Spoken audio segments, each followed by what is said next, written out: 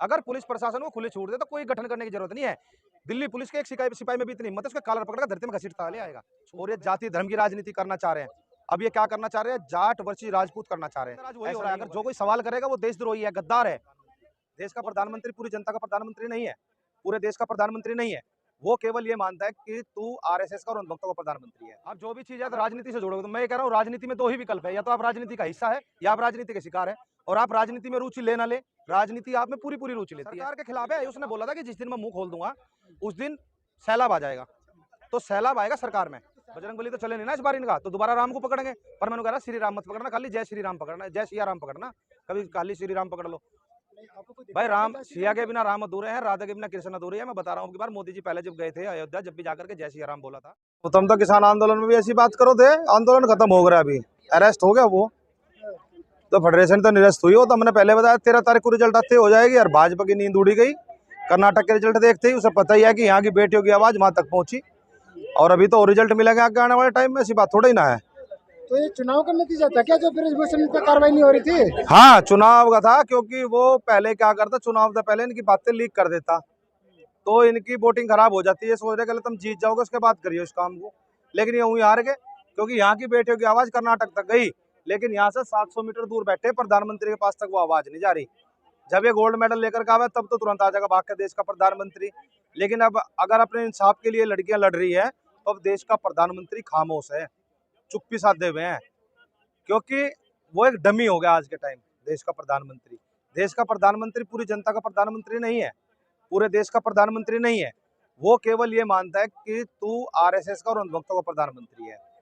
अगर पूरे देश का प्रधानमंत्री हो तो पूरे देश के हिसाब से बात करता, पूरे देश की जनता के लिए बात करता। देश का प्रधानमंत्री वो केवल अपने स्वार्थ की बात करता है बस। लेकिन जहाँ तक दिल्ली पुलिस की बात है तो कहा यह जा रहा है कि ब्रिजभूषण ने जो आरोप लगे सभी को नकार दिया। भाई जितने भी पहले बलात्कारी थे या जो बाबा राम रहीम हुए, आसाराम हुए, किसी ने कबूला आज तक? इसके पास 38 मुकदमे, क्या उनको कबूला? मर्डर करने वाला व्यक्ति भी आखिरी तक यही कहता है कि मैंने मर्डर नहीं किया। ऐसे तो हमारे भगत सिंह थे जिन्होंने कहा हाँ मैंने बम फेंका, मैं फांसी चढ़ूंगा, हंसते हंसते फांसी चढ़ गए। ये लोग डरपोक है, और डरपोक लोग कभी सामने आकर के ये नहीं कह सकते कि मैंने ये काम किया है। ये बलात्कारी लोग हैं, और देश में इनका जो ये अपना दूसरा रुतबा जो बनाना चाह रहे हैं, और ये जाति धर्म की राजनीति करना चाह रहे हैं। अब ये क्या करना चाह रहे हैं? जाट वर्सेस राजपूत करना चाह रहे हैं। ऐसा नहीं होगा देश में, क्योंकि राजपूत भी हमारे भाई है और सभी मिलकर के इस लड़ाई को लड़ रहे हैं। क्योंकि जब ये बेटियां गोल्ड मेडल लेकर के आई थी, सभी राजपूतों के लिए भी गोल्ड मेडल लेकर के आई थी। लेकिन राजपूत समाज तो खापों को और जो किसान यूनियन है उन्हें टारगेट कर रहे हैं कि ये सबसे ज्यादा जाटों को और राजपूतों को लड़ाना चाहते हैं। किसान यूनियन में कौन लोग हैं? क्या किसान यूनियन जाटों की है खाली? नहीं, इसमें 36 बिरादरियां हैं, हर बिरादरी का आदमी है भारतीय किसान यूनियन के अंदर। अगर ये टारगेट करने का प्रयास कर रहे हैं, वो यही चाह रहे हैं जैसे 2022 में मीर भोज की प्रतिमा लगा करके गुज्जर वर्सेस राजपूत कराया, वही आज कराना चाह रहे थे ये लोग। लेकिन वो नहीं होगा। देश में भाईचारा कायम है, भाईचारा ही जीतेगा देश के अंदर। आप लोग यूपी को और हरियाणा को अलग करना चाहते हैं? नहीं, हम लोग क्यों चाहते हैं? सरकार चाहती है। सरकार तो हिंदू मुस्लिम को अलग करना चाहती है, सिख ईसाई को अलग करना चाहती है, और जो ये अब जाट वर्सेस राजपूत करना चाहती है, जाटों को गुजरों से अलग करना चाहती है, राजपूतों को गुजरों से अलग करना चाहती है। तो देश का जो भाईचारा है उसे खत्म करना चाहती है। क्योंकि भाईचारे में क्या होता है, बैठ करके सब लोग एक जगह बात करते हैं। बड़े बड़ों ने कहा चलना तो फेर का, चलना तो रागा चाहे फेर क्यों ना हो, और बैठना भाइयों का चाहे बैर क्यों ना हो। तो जो भाईचारा है, भाईचारे में क्या है, एक दूसरे में आपस में बैठ करके अगर आदमी विचार विमर्श करते हैं तो उस विचार विमर्श में रास्ता निकलता है। तो ये चाह रहे कि ये लोग बैठ करके बातचीत भी ना करें, तो इसलिए देश में ये आग भड़काने का काम करते हैं। आप ट्रैक्टर की बात करते हैं, लेकिन वो जेसीबी की बात कर रहे हैं कि हमारे पास जेसीबी तैयार है। कहाँ है जेसीबी उनके पास? जेसीबी भी तो किसानों की है। कौन सी सरकार के पास जेसीबी अपनी है? बुलडोजर। बाबा कौन सा बुलडोजर है बाबा भाई? तो बताओ। बुलडोजर भी तो हमारे ही है, किसानों के तो बुलडोजर है। और बुलडोजर चलाना तो बुलडोजर उसका चलाओ ना ब्रजभूषण के घर पे, वहां क्यों ना चलाते भाई? ब्रजभूषण के घर पे चलाओ, वो भी तो एक बलात्कारी है, उसके ऊपर मुकदमा है, पास्को एक्ट के तहत मुकदमा दर्ज है, तो उस पर क्यों नहीं चलाते बुलडोजर?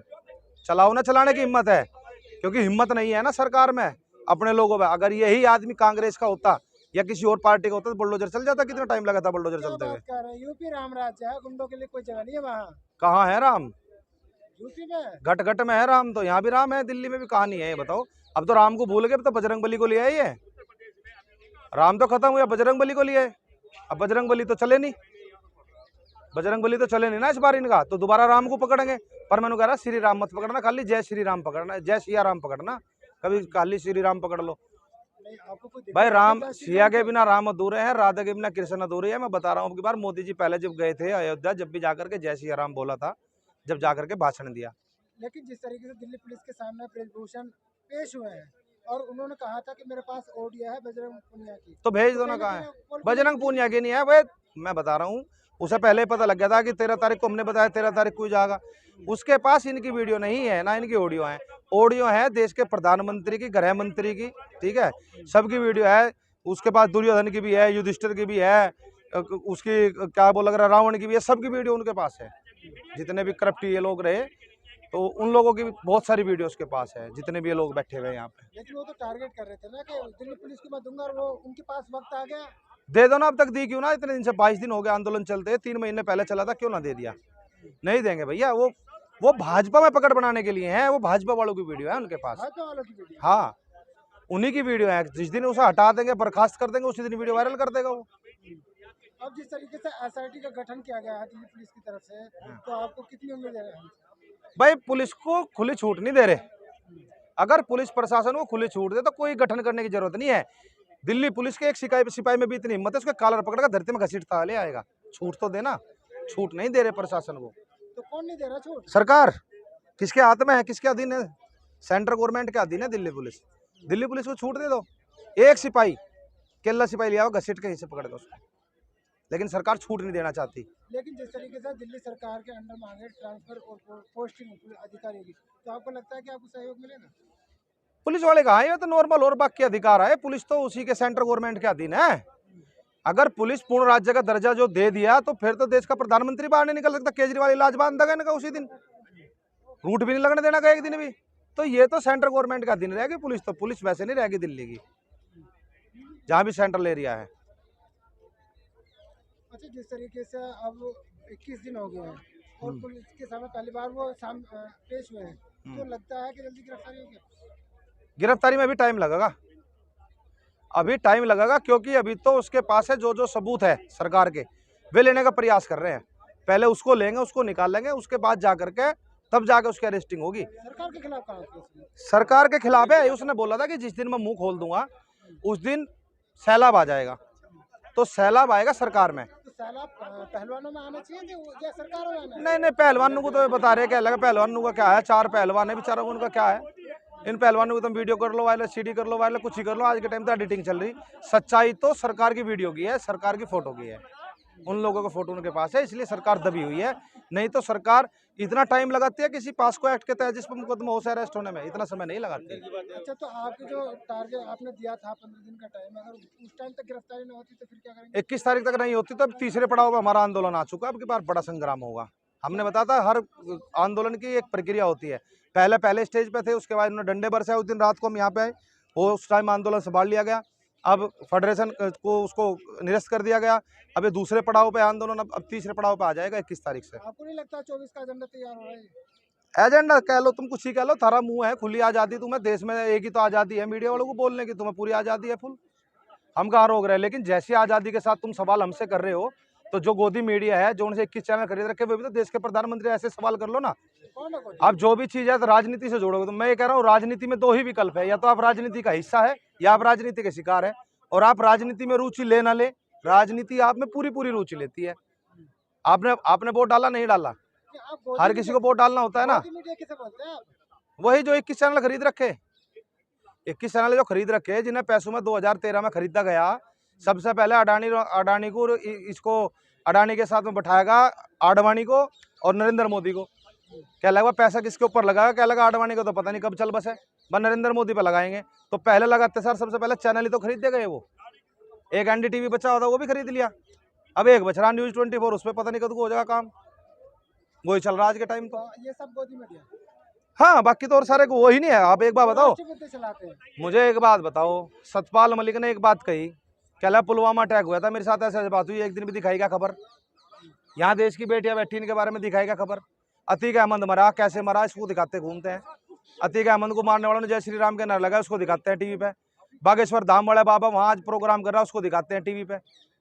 और को तो नहीं दिखाते ना। जो भाजपा के आदमी भाजपा की बात बोलेंगे उसको दिखाएंगे, ब्रजभूषण को दिखा देंगे, लेकिन यहाँ की बहनों को नहीं दिखाएंगे। दिखाया हो तो किसी को बता दो, किसी ने देखा होगा लड़कियों की रोज कॉन्फ्रेंस होती है 3 बजे, कितने टीवी चैनल उन्होंने दिखा दिया पूरे देश को, बता दो। तो ये नॉर्मल सी पता चलता है। और किसानों की बात नहीं दिखाई पूरे जीवन से। उस दिन 28 जनवरी 2021 को जब किसान आंदोलन दफना जा रहा, तब जाकर के लाइव चला रखा, देगा ना इस भाजपा कैसे पीट के भगाती है, आंदोलन कैसे खत्म करती है। लेकिन वो तो आंदोलन संभल गया, उस समय संभला है आंदोलन। तो ये बहुत सारे फर्क होते हैं इन चीजों को, और इनको समझने का प्रयास करना चाहिए लोगों को।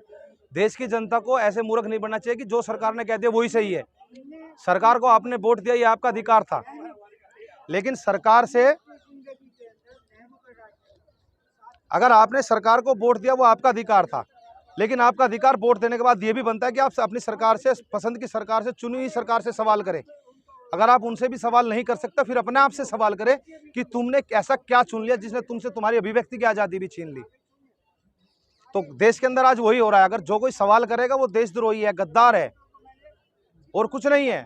आज के अंदर देश के अंदर यही चल रहा है। जो भाजपा में वो देशभगत है, भाजपा से अलग जो बाकी लोग हैं, 33% वोट बैंक है इनका, 67% जितने लोग हैं वे देशद्रोही है, गद्दार है।